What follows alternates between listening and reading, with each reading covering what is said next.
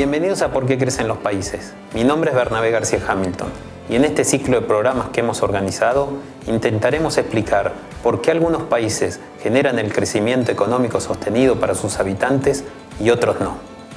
En este desafío seguramente nos veremos obligados a explicar algunos aspectos de las situaciones políticas, económicas y sociales de la historia argentina.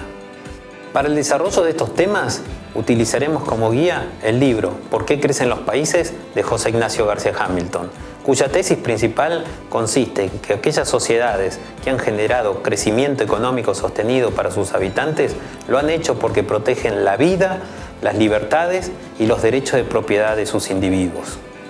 Para conversar sobre estas instituciones de un país que deben proteger la vida de sus ciudadanos, hoy nos acompaña Graciela Fernández Meijide, una mujer que sufrió en carne propia la mayor crisis política e institucional de la historia argentina, la violenta dictadura de los años 70. Graciela Fernández Meijide es activista de derechos humanos desde el gobierno de facto de Jorge Rafael Videla, cuando su hijo Pablo, estudiante de 17 años, desapareció en una operación gubernamental clandestina. Formó parte de la Comisión Nacional sobre la Desaparición de Personas, CONADEP. Fue una de las principales dirigentes del FREPASO, por el cual fue electa diputada nacional. Fue candidato de la Alianza a gobernadora de la provincia de Buenos Aires y formó parte del gabinete ministerial de Fernando de la Rúa.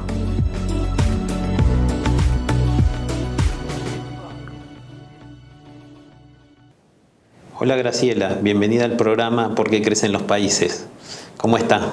Bien, muy bien Bernabé, gracias por invitarme. Bueno, usted sabe que en el libro ¿Por qué crecen los países? De mi padre José Ignacio García Hamilton, su tesis principal es que las sociedades que generaron crecimiento y riqueza para sus ciudadanos son aquellas que los gobiernos están limitados y respetan la vida, la propiedad y las libertades de los individuos. Claramente esto es algo que no ha pasado en la Argentina durante los últimos 80 años, más aún con las interrupciones que hubo al régimen constitucional a través de los golpes militares. Y especialmente en el golpe militar de 1976, donde además de la afectación al orden constitucional hubo graves afectaciones a las libertades individuales de las personas, ¿no? En ese marco, Graciela, ¿cómo fue el secuestro de su hijo Pablo? El marco más concreto es el golpe del 76, sexto golpe desde el 30 para adelante, porque eso también hay que marcar. La crisis del 29 pegó también a la Argentina, aunque fue una crisis en el mundo, y yo creo que vamos a terminar hablando de eso, Bernabé.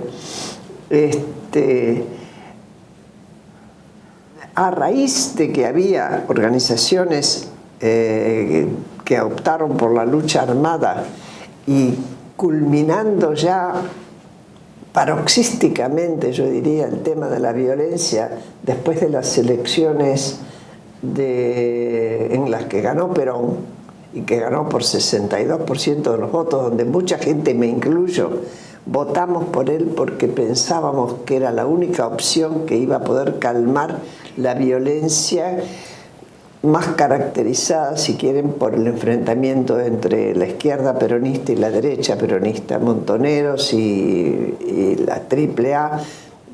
Más que la AAA, porque la AAA se puso peor después, una derecha sindical, mezclada, etc. Cuando llega Perón, todo parece que se va a calmar hasta el tercer día en que Montoneros mata a Rucci. En ese momento se abre el espacio para lo que va a ocurrir después, desgraciadamente.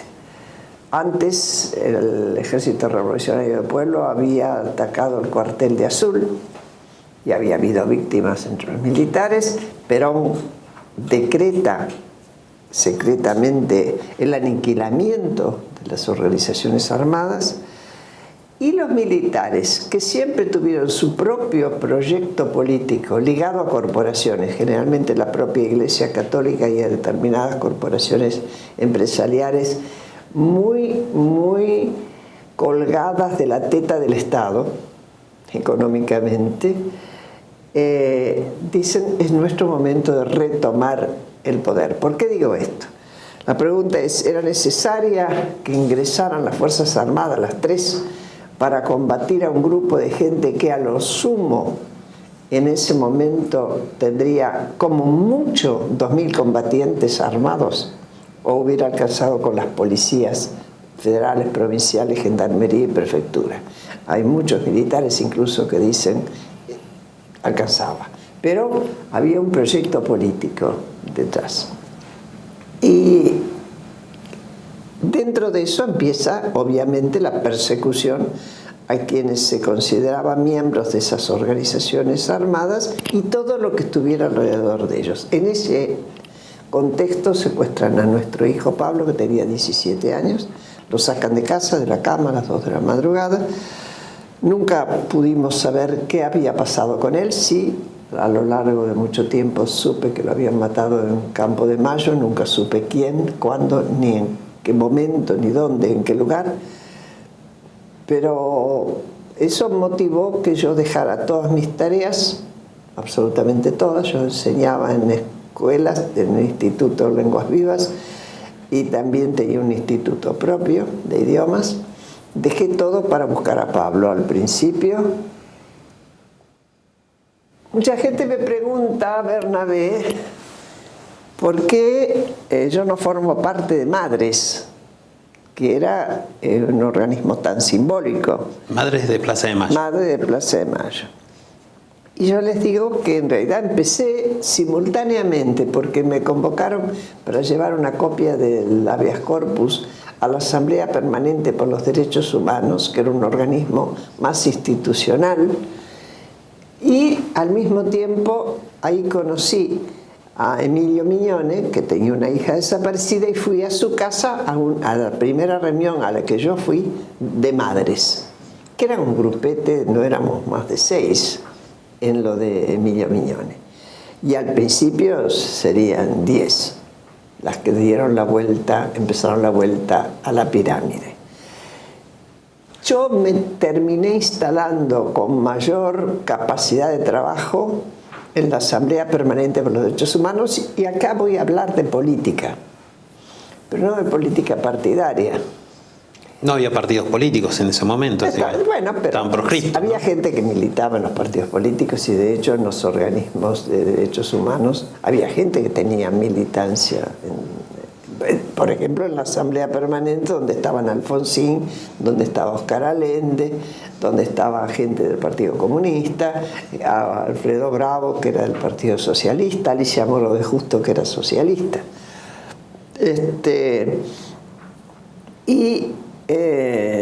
Yo lo que encontré, que el trabajo en Madres era juntarse los jueves para ir a reclamar una entrevista, ese era el origen de la vuelta, en la Casa Rosada, que se frustraba siempre, y que cuando lo habían hecho en grupo les empezaron a decir a caminar señoras, y empezó la vuelta a la pirámide. Pero a mí no me alcanzaba, porque yo quería trabajar todos los días en la búsqueda, confieso honestamente, al principio, de mi hijo Pablo. No estaba en un estado superior de lo que es la defensa de los derechos humanos. Yo defendía yo y mis derechos, mi hijo y sus derechos, que es la base de los derechos liberales, políticos e individuales, ¿no? Pero ahí me di cuenta de que solos no íbamos a hacer nada. Éramos muy pocos. En la Asamblea teníamos la posibilidad de discutir y de entender lo que era la representación. Por ejemplo, Madres, por ser madres de un hijo, podían con todo derecho decir cualquier cosa, decirles asesinos si se animaban, putearlos si se animaban a los militares. Todo les daba derecho. Ahora, cuando uno estaba en una organización donde tenías a Monseñor de Nevares, que es lo único que había de la Iglesia Católica, más un sacerdote, Enzo Giustosi, que venía de Don Bosco, o un un rabino, como era Marshall Mayer o Robert Graetz, o uno o dos pastores metodistas, cada uno representaba algo de su propia proveniencia y no podía enfrentarse a las juntas como se enfrentaban las madres. Entonces yo aprendí a construir alianzas bajando, cediendo de mis demandas y entendiendo que de esa manera nos acompañaría más gente. No fue fácil ni bancármela, ni conseguir que fuera mucha la gente que estuviera con nosotros, ¿no? ¿Y cuáles eran las acciones que hacían ahí en la asamblea? Bueno, al principio tiene mucho que ver con lo que usted hace, que es abogado, y va a entender muy bien.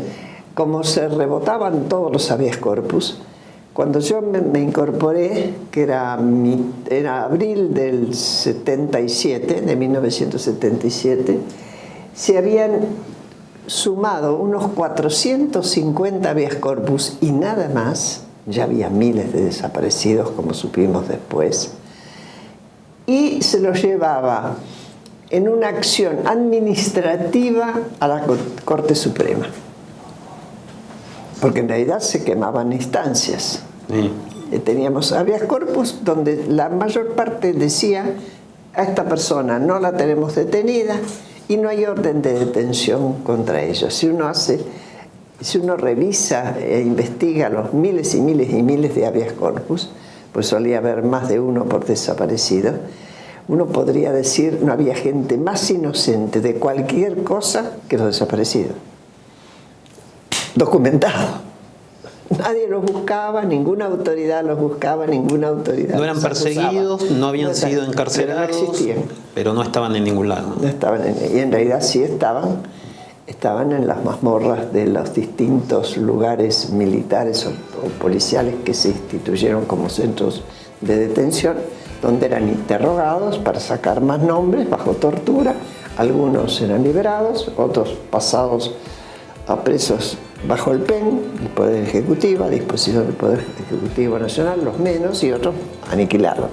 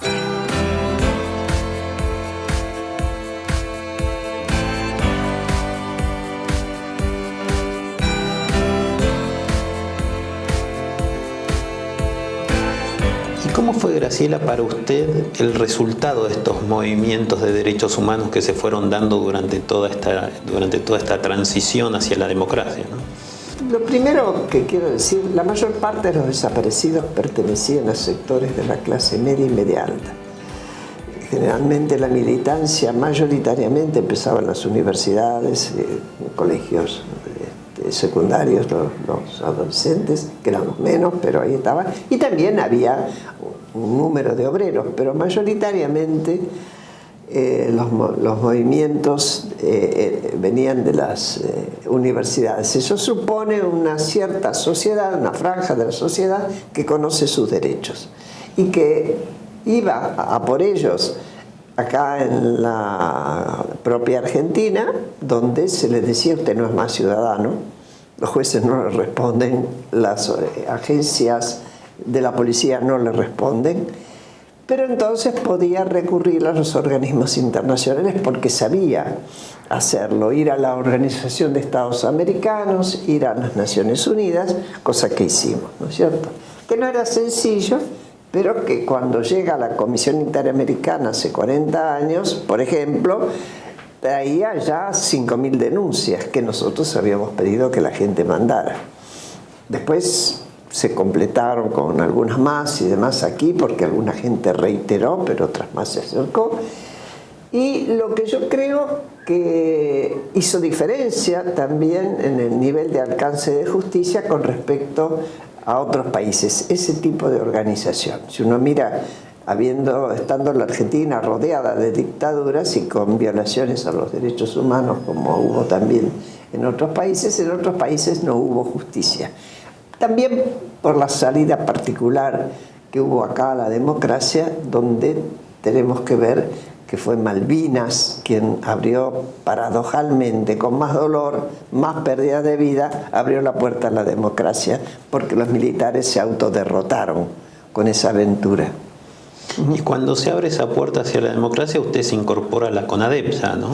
Bueno, cuando aparece la democracia, sí, primero la sociedad decide entre dos opciones. Una opción antigua, que era amnistiar. Los militares se habían dado una autoamnistía, se reconocía esa amnistía, eso se hacía siempre antes, después de cada golpe, o una concepción más moderna, más atada a derecho, más ligada a las nuevas agendas socialdemócratas, apegadas al tema de los derechos humanos, como es la de Alfonsín, que dice: no, muchachos, no hay autoamnistía. Si ustedes me votan a mí, van a tener acá investigación y un nivel de justicia donde él establece los 3 niveles, ¿no? De justicia. La gente opta por esta opción, por esta oferta. Además, también Alfonsín había formado parte de los organismos, pero fue el único político, por otro lado, junto con Alzogaray, que no fueron al sur a acompañar a las tropas, porque de entrada dijeron: esto es una aventura loca, va a terminar muy mal. Estos son dictadores que nos llevan a una guerra para salir de sus problemas sociales y económicos, que ese fue el origen de las Malvinas. Bueno, cuando se organiza la comisión CONADEP, Comisión Nacional de Desaparición de Personas, me invita a mí Monseñor de Nevares, que formaba parte, a ser secretaria de denuncias. Yo acepto, llevo bajo el brazo todas las denuncias que teníamos ya en la Asamblea Permanente por los Derechos Humanos, que prácticamente llegaban a 5.000. Como es democracia, como la comisión se abre y va a todas las provincias, inclusive también a Tucumán. En Tucumán hubo una experiencia muy especial que ahora enseguida cuento. La gente se acerca y se doblan las denuncias. Trabajamos a revienta caballo esos meses, primero iban a ser 6, después fueron 9 para poder hacer el informe, y la experiencia en Tucumán es que la gente del interior no se había acercado tanto a los organismos de derechos humanos, primero a lo mejor porque ni siquiera conocía que existían y casi todos eran capitalinos, segundo por miedo, básicamente, según el régimen que hubiera. Y en Tucumán estaba Bussi, que no era chiste. Un régimen muy, muy complicado. Bueno, era un régimen afín a la dictadura que encaraba.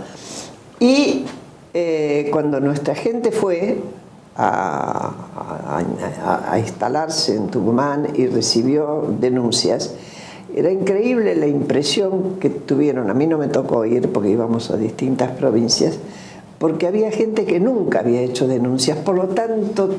Y lo más conmovedor era que nos decían, o les decían: ahora ustedes vinieron, ahora mi hijo va a aparecer.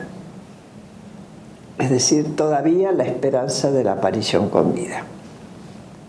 Que nosotros ya, con mucho criterio realista y con mucho dolor, sabíamos que no era así, que la mayor parte los habían matado. Bueno, me sumé entonces a la CONADEP y volqué todo el esfuerzo que había hecho antes. Se nos dio otra cuestión también, casi milagrosa, pero que habla de cómo es la sociedad argentina. Tuvimos más de 600 personas declarando que habían estado secuestradas distintos tiempos y que vinieron a dar detalles de lo que habían sido los centros clandestinos y qué personas se habían visto que seguían desaparecidas. Eso permitió lo que ustedes llaman la coincidencia de pruebas cuando no teníamos cadáveres, es decir, nosotros no teníamos. No estaba el cuerpo del delito. El cuerpo del delito no estaba, pero sí estaba la coincidencia de tantas declaraciones similares de lo que terminaba, de lo que había sido el régimen. Eso permitió el enjuiciamiento. Y justo iba a preguntar eso, o sea, ¿el informe de la CONADEP permite el enjuiciamiento? Es un cúmulo, es un cúmulo. El informe de la CONADEP da el material, pero además porque nosotros dentro de la CONADEP, cuando terminábamos la visita a un centro clandestino, así que hacíamos junto con la gente sobreviviente que había estado en ese centro y lo acompañábamos y nos acompañaba, hacíamos toda la descripción, poníamos el nombre de las denuncias que teníamos de aquellos y las denuncias de aquellos que nosotros sabíamos que habían estado ahí, porque nos decían los sobrevivientes, pero seguían desaparecidos, y los nombres de las autoridades. Eso se elevaba a un tribunal firmado por Sábato como presidente de la CONADEP, como una causa. De hecho, cuando se empezó el juicio de la Junta ya había más de 54 causas en proceso en distintos tribunales federales. ¿Y cómo vivió el juicio y la condena a las juntas militares? Bueno, el juicio también es muy curioso porque así como señalé un error de los militares que fue las Malvinas, terrible, pero incluso contra ellos fue un tiro en un pie. El otro tiro en el otro pie fue que Alfonsín había determinado que iba a respetar lo que era el tribunal natural, es decir, que las Fuerzas Armadas se juzgaran a sí mismas a través del los tribunales militares. El Tribunal Supremo, Consejo Supremo de las Fuerzas Armadas.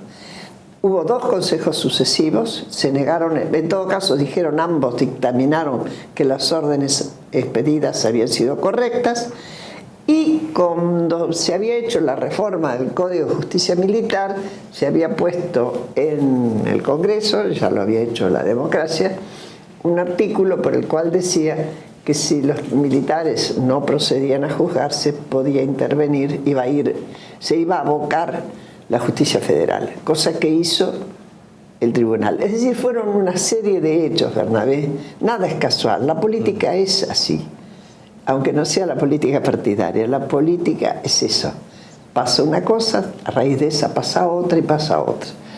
Eso hizo posible que acá hubiera un juicio como ese, como no hubo en el mundo un juicio similar. ¿Y por qué se incorporó usted a la política, Graciela? Yo me incorporé a la política porque después de la obediencia debida, cuando fue el levantamiento cara pintada en Semana Santa del año 87, 88, ahora no me acuerdo, yo dije, bueno, se acabó la justicia para abajo, ¿no? Ahí ya lo que se había juzgado y ya estaba. Y una tarea mía en la Asamblea Permanente por los Derechos Humanos era acompañar a los abogados que habíamos puesto para los familiares querellantes en cada una de las cámaras federales que había en el país. Prácticamente yo entendía que ya el trabajo fundamental con lo que había sido el tema de derechos humanos ligado a los 70, ahí el tema justicia se paraba. Al mismo tiempo empezaba a generarse un movimiento dentro de la política, de los partidos políticos tradicionales,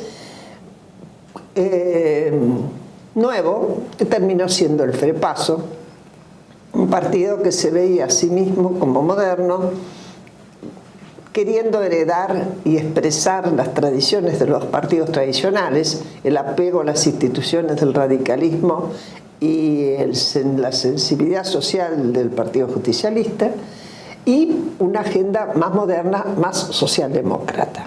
esta es la verdad. No todo el mundo pensaba igual, había todavía mucha añoranza del nacanpopulismo, lo que era el nacanpop, nacionalismo populista, pero había muchos que entendíamos que si no se transformaba la Argentina en otra cosa, nos quedábamos afuera del mundo.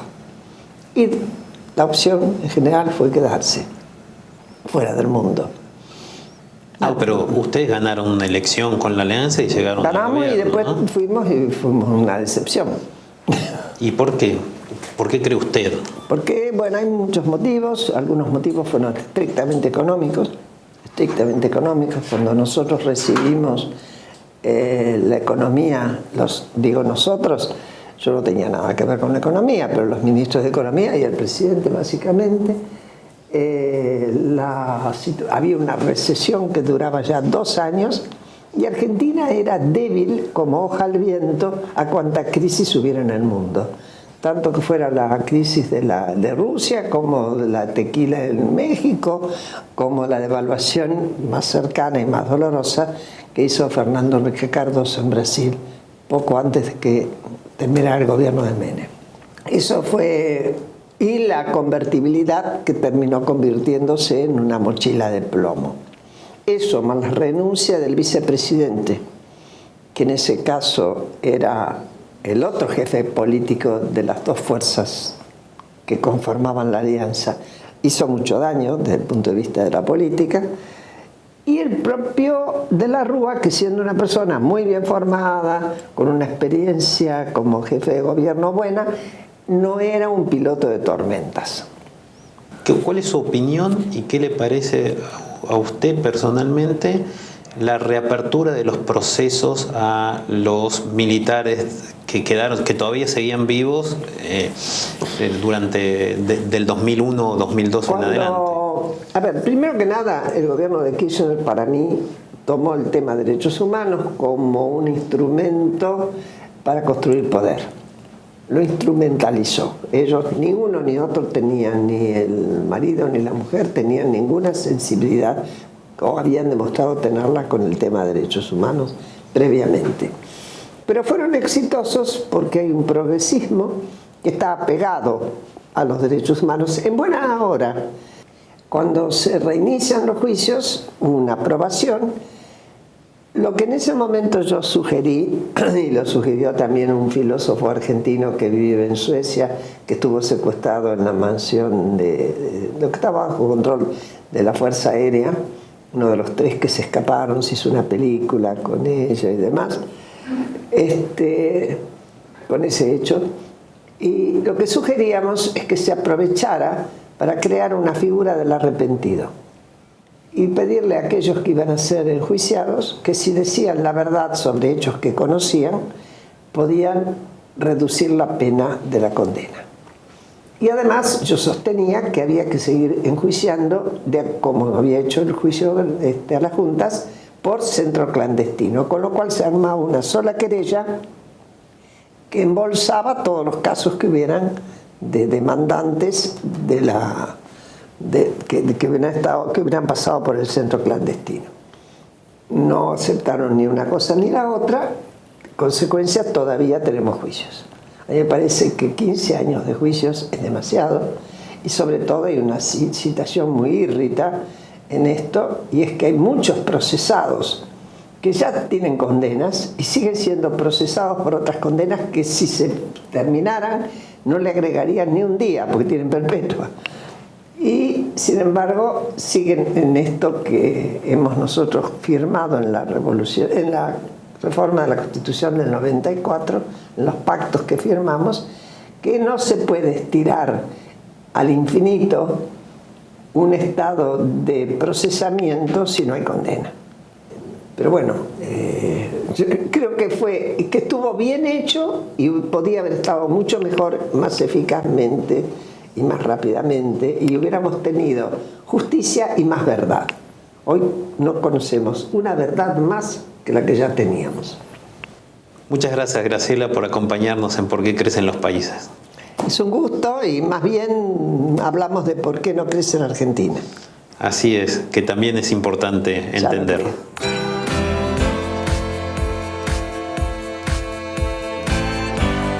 Graciela Fernández Meijide nos contó en carne propia cómo vivió la mayor crisis institucional de la República Argentina. Seguramente la falta de crecimiento económico y sostenido de los últimos años se deba a que no hemos logrado cerrar las heridas que tanta violencia nos generó. Nos vemos la semana que viene en ¿Por qué crecen los países?